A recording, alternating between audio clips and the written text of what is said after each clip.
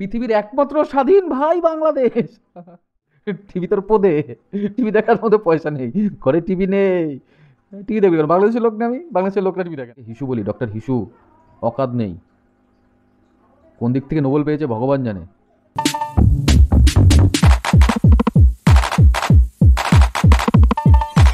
নমস্কার, আমি শান্তনু আবারও চলে এসেছি একটা নতুন ভিডিও নিয়ে, বাংলাদেশের ভিডিও নিয়ে। বাংলাদেশ অ্যাকচুয়ালি ভিডিওটি আমার ভারতবর্ষের, আমার ইন্ডিয়ার ভিডিও। তা আমাদের ভারতেরই এক সাংবাদিক, সে তোমার বাস বোঝাই একটা বাংলাদেশি গ্রুপ যারা আমাদের পশ্চিমবাংলায় বা ভারতবর্ষে ট্রিটমেন্টের জন্য এসেছিলো, তাদের সাথে কিছু সাক্ষাৎ করেছে। কিন্তু সেই ভিডিওটা আমি পেয়েছি অন্য একটা বাংলাদেশের ছেলের কাছ থেকে, যে কিনা ভিডিওটিকে ট্রোল করেছিল। যা ট্রোল করার মতো আমার মনে হয় না ভিডিওটার মধ্যে কিছু আছে। তা ভিডিওটা আমরা শুনি আগে। আর আপনাদের শুনলাম বাংলাদেশে কোনো প্রবলেম হচ্ছে? প্রবলেম তেমন হচ্ছে না, বা টুকটাক তো সব জায়গায় সব হয়, বাকি তেমন কোনো সিচুয়েশন খারাপ নেই, ইনশাল্লাহ ভালোই আছে। জি, তো ওখানে তো আমাদের নতুন উপদেষ্টা আছে, হ্যাঁ, ডক্টর ইউনূস সাহেব। তারপরেও তো ওখানে মানে ঝামেলা হচ্ছে, সরকার নিয়ে অনেক এটা সব দেশই হয়, নতুন সরকার আসছে, সে বসতে চাইবো, বিরোধী দল থাকবে, এটাই স্বাভাবিক। তা প্রথম প্রশ্ন হচ্ছে, আপনাদের বাংলাদেশে শুনলাম সমস্যা হচ্ছে। তা ওনার বক্তব্য হচ্ছে সমস্যা কিছু নেই, ওনার কাছে সমস্যা কিছু নেই, সব ঠিকঠাকই আছে। সব দেশেই সমস্যা হয়, নতুন সরকার এসছে, নতুন সরকার গঠন হয়েছে, তা একটু সমস্যা তো হবেই, ভালো কথা। সমস্যা কেন হবে না? মানে হিন্দুদেরকে তাড়িয়ে তোমরা মুসলিম কান্ট্রি ঘোষণা করে দিলে তাহলে আর কোনো সমস্যাই থাকবে না। এত বড় বড় ঘটনা ঘটছে, চাচা ভয়ে আমাদের ভারতবর্ষে এসে, মানে যদি আমরা ভারতবাসী, আমরা হিন্দু, যদি এদেরকে ধরি বেঁধে রাখি, তার ভয়ে না সমস্যা নেই কাকা, আমার সমস্যা নেই, এরকম একটা ব্যাপার। মানে এরা পোদের ভয়ে বলছে কোনো সমস্যা নেই। আচ্ছা, নেক্সট আরও আছে, নেক্সট। আপনিও কথা বলেন না? আচ্ছা, আপনিও কথা বলেন না? এরা অনেকেই কথা বলে না, আপনি কথা বলেন তো? আর দুজনকে বলেছে, এরা দুজন কথা বলে না। কথা বললে তো সমস্যা, ভারতে রয়েছে তো, যদি আবার সমস্যা হয়, যদি আটকে রাখে, যদি যেতে না দেয়, যদি বেঁধে বুধে রাখে, ভয়ে আর কথা বলছে না। আচ্ছা, পরে আবার বলবে, আমি আবার দেখাচ্ছি তোমাদেরকে, সঙ্গে থাকবে, লগর আছে, প্রচণ্ড কমেডি ভিডিওটার মধ্যে। ঠিক আছে, চলো। এই জায়গাটায় দাঁড়িয়ে মানে এই যে ভারত বাংলাদেশের যে এখন হয়েছে, বাংলাদেশে তো খুব বিশাল সমস্যার কথা শোনা যাচ্ছে। না না, বাংলাদেশে কোনো সমস্যা নেই। কোনো সমস্যা নেই? এত আগুন জ্বলছে, রক্ত পড়ছে, কোথায়? টিভিতে দেখাচ্ছে তো, দেখেন না? টিভিতে দেখেন না? না, টিভি দেখবো কেন? আমি তো থাকি বাংলাদেশে। দেখেন না বাংলাদেশ? আমি থাকি তো ওখানে, আমি তো টিভি দেখতে হবে কেন? আমি তো এমনিতেই জানি, প্রবলেম তো হচ্ছে না। প্রবলেম হচ্ছে না? তা সোজাসুজি একটা প্রশ্ন করেছে যে বাংলাদেশে সমস্যা হচ্ছে, বলছে না সমস্যা নেই। বলছে এই যে টিভিতে দেখাচ্ছে এত রক্ত পড়ছে, হ্যাঁ এত আগুন জ্বলছে, আর ওর টিভি দেখে না। বলছে আমি টিভি দেখবো কেন? টিভি কেন দেখবে? টিভি তোর পোদে, টিভি দেখার মতো পয়সা নেই, ঘরে টিভি নেই, টিভি দেখবি কেন? বাংলাদেশের লোক না আমি, বাংলাদেশের লোকরা টিভি দেখে না, বাংলাদেশের লোকেদের টিভি দেখতে নেই। আরে ভাই, বাংলাদেশের লোকেদের টিভি দেখতে নেই। চলো আবার দেখাচ্ছে, আপনি কথা বলেন না বলছিলেন, আপনি কথাও বলেন? হ্যাঁ, বলবো না কেন? অবশ্যই একটু আগে বলেন কথা বলেন না। হ্যাঁ বলেন। কথা বলি, মিডিয়ায় কথা বলতে চাচ্ছেন? আচ্ছা, এটা তো বিষয়, আমরা কথা কেন বলবো না? কথা বলবো না কেন? আল্লাহ অবশ্যই আমাদের বলবো। মুখ দিয়েছে, ভাষা দিয়েছে, কেন জ্ঞান দিয়েছে, বিবেক দিয়েছে, কেন কথা বলবো না? অবশ্যই কথা বলবো। না না, মিডিয়ায় কথা বলতে হবে। মিডিয়ায় কথা বলবেন? ঠিক আছে। এরা কথা বলে, কিন্তু সবসময় বলে না।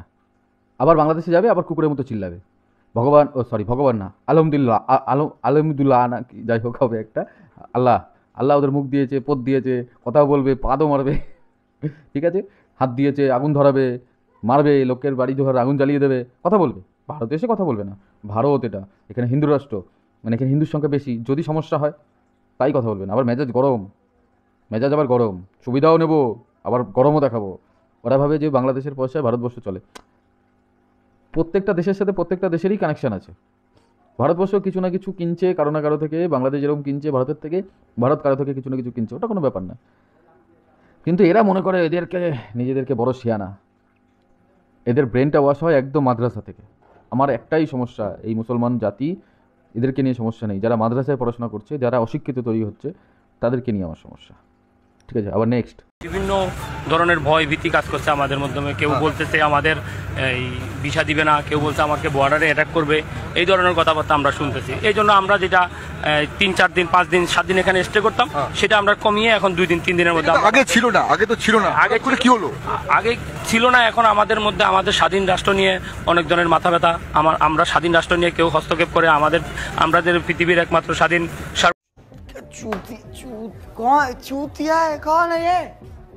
এখানে আমরা হিন্দু বৌদ্ধ খ্রিস্টান সবাই আমরা একসাথে, মুসলমান আমরা সবাই একসাথে এখানে থাকতে পারি।